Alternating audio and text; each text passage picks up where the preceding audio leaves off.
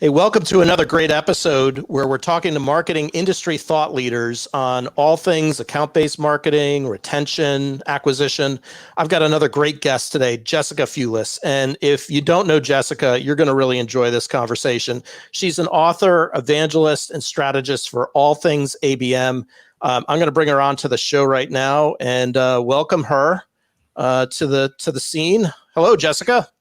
Hello, John. Thanks for having me on. I'm excited to have you. I know Jessica, gosh, I don't know how many years, I think it was 7 or 8 that you spent at Demandbase, where you kind of saw it from the inception to like sextuple its growth, I think, if I'm not mistaken. Yep, indeed. Yeah, when I got there were about 50 of us, and now there's over 300 people. Wow. That's incredible. And you kind of created the category of account-based marketing early on, 7 or 8 years ago too. So that's pretty unbelievable. Yeah, that was quite an experience, right? We would go to trade shows 7 years ago and have account-based marketing up on our trade show booth, and people would be like, the words make sense, but what does that really mean? And now it's kind of a household name in B2B marketing. Yeah, totally is. It's really transformed everything in the entire industry. As you're looking at the industry and you're thinking about kind of CMO trends, I know a lot of companies these days are looking at customer marketing, and you, of anybody, would have a really good experience on this, if not the best experience. And all the people that I know, and I know a lot of people, I don't know anybody who's made that move like you have from marketing over to the CS side of the business, where you ran CS in addition to running field marketing and partner marketing back in the day. But tell us a little bit about what you're seeing there. Like, why are people hiring for advocacy, or what does that actually mean? Yeah, so I think the typical role of customer marketing has been an advocacy role, as you mentioned. So one where, the marketer is working on, ways to leverage existing customers to help sell new business, right? So it's all about new business. And I think, part of that is because CMOs have always been focused on new business. They've been focused, back in the day, it was driving leads. Now in the kind of more sophisticated B2B world, now we're looking at pipeline and revenue, but it's all been focused around new business. And that's what the CMOs have been, quite honestly compensated on. And so I think that's where kind of the root of the advocacy came from. But the fact of the matter is that, retaining existing business is just as important. And it's actually almost low-hanging fruit, right? It's easier to keep business than it is to acquire new business. And so, most CMOs, like I said, are focused on the advocacy side. But just as you wouldn't leave your new business reps to their own devices to try and sell new business, I don't think marketing should leave kind of the CS side of the business to their own devices to renew and upsell all of that business. Interesting. Are you seeing any kind of trends from a measurement perspective? If I just double click on that, and the reason I ask is a lot of marketers are, including myself, we're all conditioned for acquisition, and retention's like the afterthought. But now we're in a new world. So now retention is the first thought. Any suggestions on companies that could or should be measuring that from a marketing viewpoint that you've seen or you've heard works well? Yeah. So the traditional leads and pipeline and all of that doesn't really translate to your existing customers. And so, just as within a general ABM strategy, you typically think about kind of account engagement, right? How many people from an account are you engaging on your website with your other marketing types of programs, your SDRs, your sales reps, right? How are you engaging that account kind of in the conversation? So I think you just translate that over to your customers, right? So thinking about account engagement, are you getting them to engage with kind of your activities? If you host a customer webinar, are they attending? Those sorts of things. But ultimately, it is about retention and net retention rate at the end of the day. And, those aren't hard to measure. And I think marketing, you just like with anything, if you set a baseline today and say, our retention rate is X. Okay, now we're going to lay our marketing on top of it. How do we move the needle on it? So it's really, I think it's in parallel to what kind of the new business marketers are seeing, right? Like they're not focused on leads anymore, the better ones aren't, right? The ABM focused ones aren't focused on leads. They're focused on pipeline and account engagement. And so I think that just translates over to the customer side of the business. And then, instead of revenue, net new revenue, it's all about retention and net retention.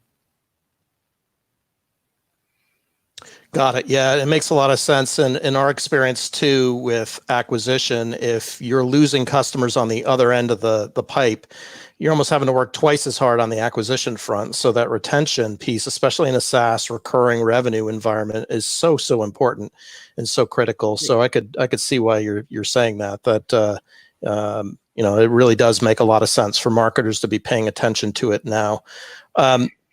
You had you and I were talking before we got together, and you had brought to my attention a Salesforce report, their annual marketing report. And I think when we were looking through it, there was one statistic that jumped out where it said that something to the effect of 79% of marketing teams do a good job of supporting retention goals.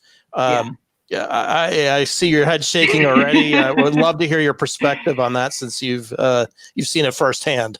Yeah, well, I mean, firsthand, at Demandbase, but when I was in my marketing capacity at Demandbase for the first 6 years of my career there, I probably hosted workshops with well over 200 prospects and customers of ours, and talking about account-based marketing, and I was talking about it from a holistic perspective, because I feel like if you're doing ABM, you should be doing it for new business and your customers, because as I've always kind of said, like, your customer list is actually your original target account list.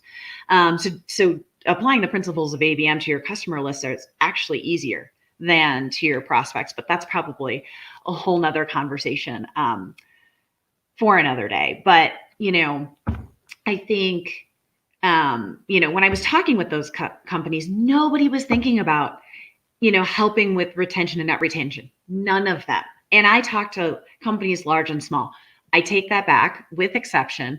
SAP and Salesforce actually do a really good job with customer marketing. And those were two companies that I did work with. But, anybody in the kind of mid-market range, anybody below $1 billion in revenue, I never saw a robust customer revenue marketing function.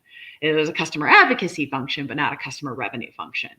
And so I think people are overestimating that. There's also, in that same report, 89% of marketing teams say they're doing ABM.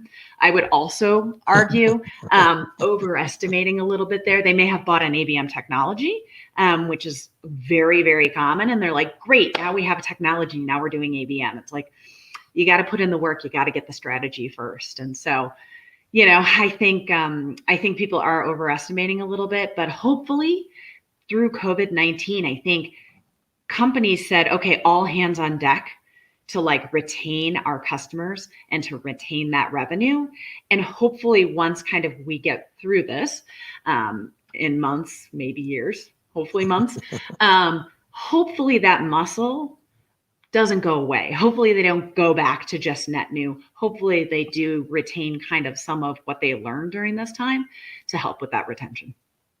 Got it. And you mentioned something interesting there, a lot of interesting things actually, but Salesforce and SAP kind of leaders in your mind in terms of how they're taking customer advocacy or retention around. What one or two things do you feel like jump out and what they're doing well versus perhaps other companies that could learn from that experience? I think both do a great job of segmenting their customer base, right? Like, let's be clear, all customers are not created equal. Ones are definitely worth more to your bottom line than other customers. And, some just, if they're too small, sometimes they actually cost you money in the amount of service and support that you have to give them to retain them as a customer. And so SAP in particular has done a brilliant job of really kind of tiering their customers. And those that are worth millions and millions of dollars to them get white glove treatment, have dedicated account managers and marketers, right? Working in parallel to make those customers feel like they're the most important customer to SAP, right? And that's really important. But they also take a look at, their model is very sophisticated, which I love. And they take a look at things like,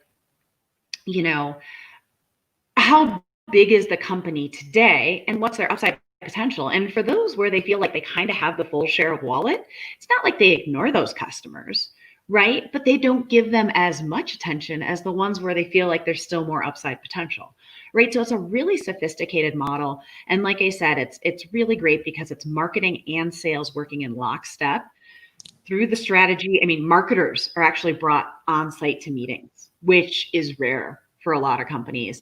It's like, okay, marketing, you helped us bring them in. Now move on, right? So, I think they do a great job. I think Salesforce, I know their customer marketing a little less intimately, but I've just seen it from the outside, and they build so many great tools and resources and programs, so that customers can be self-serve, so that customers can interact with each other, which I think is so critical, because it takes some of the weight off of your customer success team. If customers are answering each other's questions, right now, your customer success team doesn't have to be doing it, right? But they also are more and more invested, through those types of interactions and conversations. Yeah, that's a terrific point with Salesforce Communities. And we've done a fair amount of content recently on communities. I could see where you're coming from on that. It does take a lot of burden off of everybody, especially the CS team, which, at least in my experience, are typically a little bit more junior. And depending on what product they're selling into, like I've seen, maybe not in Demandbase's case, but in other cases where you've got people that are interfacing with very senior level marketers, and it's hard as a new CSS person to be able to have that conversation. So the community, I think you're onto something there. That makes a lot of sense. Makes a ton of sense. And then, so it sounds like you don't necessarily agree with that statistic, then the 79% of marketing teams feeling like they're doing a good job with retention.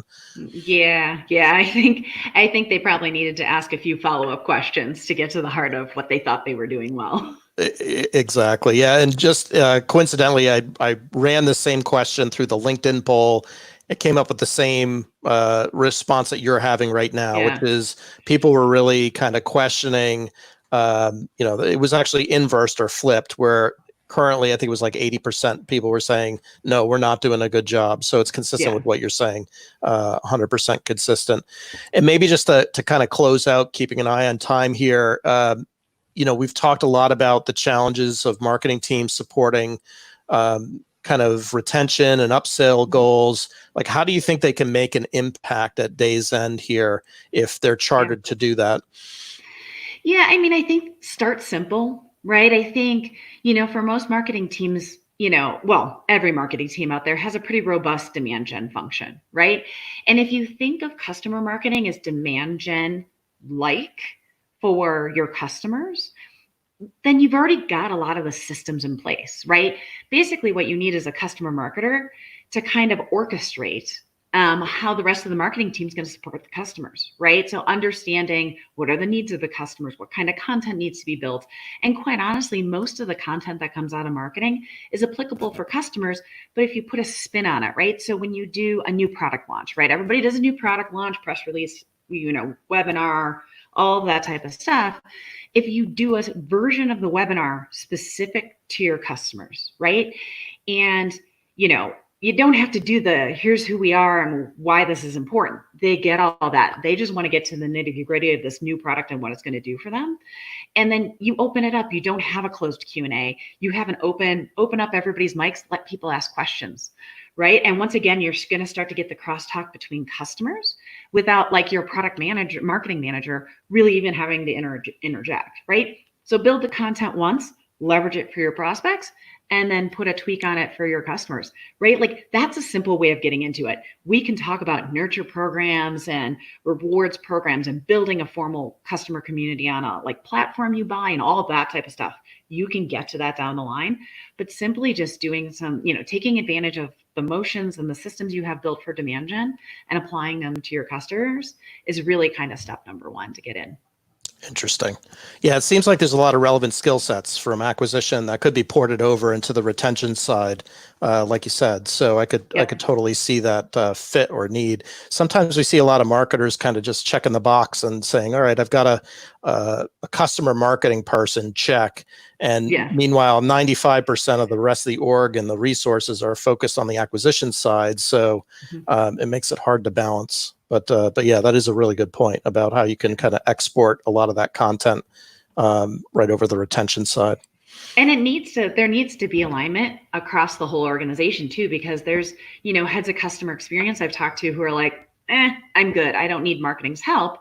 But then what happens is that the conversation throughout the customer lifecycle becomes really fragmented, right? Because marketing owns it in the pre-sales and, kind of in conjunction with sales. And then customer experience owns it in post-sales, and they're doing their own thing. Right. So there's also that consistency that's an issue. So it really needs to be a top-down kind of initiative to make sure that everybody's in alignment. But marketing's powerful. Marketing's got the tools. They help build the revenue. Why shouldn't they help retain it? Absolutely. Yeah, no, absolutely. You and I could probably talk ABM and retention all day and all night long because we geek out on this stuff. But I'm curious, outside of for those few minutes that you're not spending talking about account-based marketing, you're in a beautiful area of the country. Are you able to get out and, especially in this environment right now, where you might be able to reconnect a little bit with nature outside of ABM? Yeah. Or what do you do outside of this? Yeah, living up in Lake Tahoe affords me lots of opportunity. Obviously kind of the quarantine hit after ski season was over, but, we had a nice early spring here. So I was able to get out, stand up paddleboarding, mountain biking, those sorts of things. But yeah, once the snow flies, then it's all about downhill and cross country skiing. So definitely enjoy living here and take advantage of all of it. When you paddleboard, you must have to have some sort of wetsuit on or something, because that water's got to be ice cold up there, I imagine. Yeah, I take my chances and hope I just don't fall in. Good on you. I've gone in a few times, but in general, I'm pretty stable. Well, excellent. Awesome. Well, Jessica, hey, I really appreciate you making the time. And I think this has been a great conversation about advocacy and sharing some of your experiences and expertise. So thank you very much, Jessica. Thanks for having me on, John.